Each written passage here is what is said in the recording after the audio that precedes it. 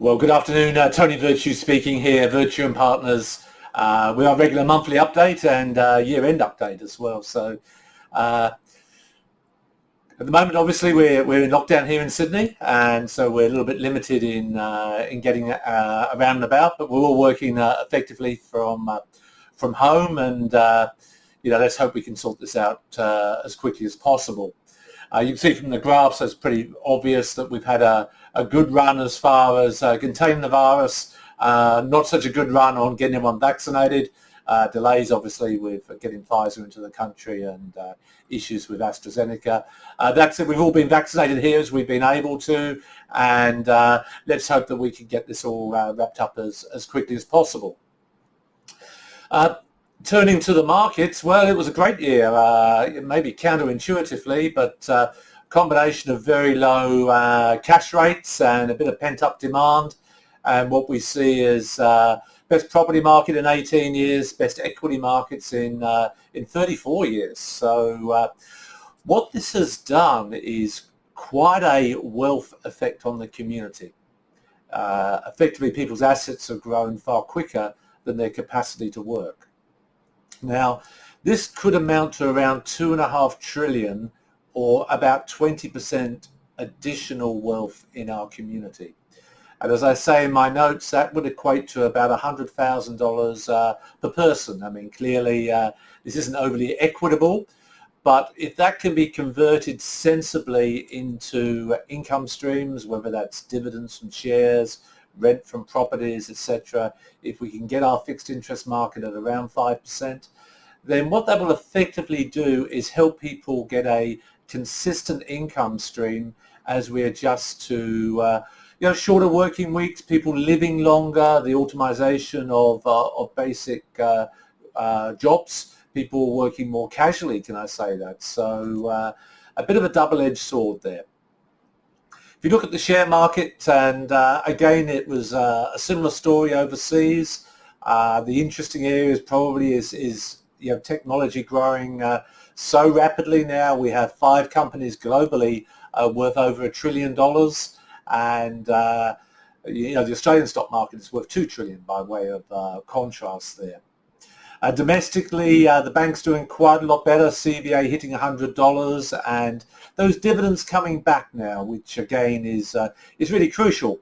The risk is that people are asset rich here, particularly in their principal place of residence, but don't have any income.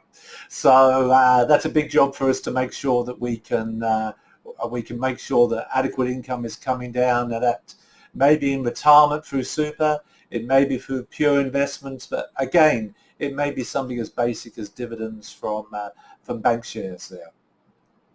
Cordata report that Sydney property prices were up 15% for the 12 months, and again the graphs there and show the story. Now, markets do tend to revert to a mean, and we can see at the moment real pressure with people at auctions. It's getting harder and harder to get mortgages organised quickly. There's far too much red tape in all the kind of work we're doing in the business at the moment. So you would expect a bit of a slowing down, but as and when we can have international visitors back into Australia, international students back into the country, that again should stimulate the market. It should also help with a very, very tight labour market at the moment. Even though we say unemployment's coming down to 5%, well, in part that's a function of just not having people who can work in the more, if I can say, menial work that is generally done by people visiting our shores. 1st of July is always a change in tax rates, superannuation, which I cover off on there.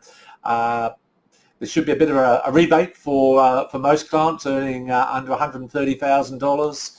Superannuation goes up in multiple different guises.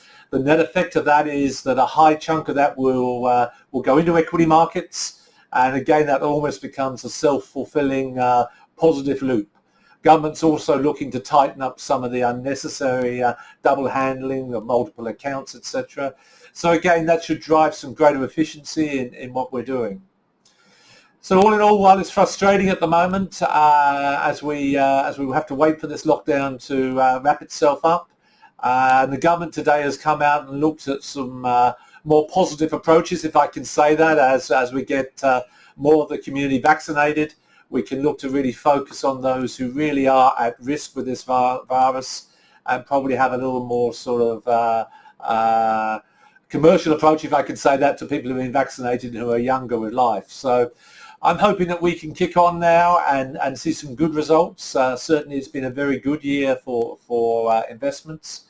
Plenty of opportunities out there which I look forward to sharing with you. All of the team are working hard and raring to go, and here to answer your questions and help you in your own personal circumstances. So well, welcome again to a new financial year, and here's to a good one. Best wishes, Tony, when experience pays.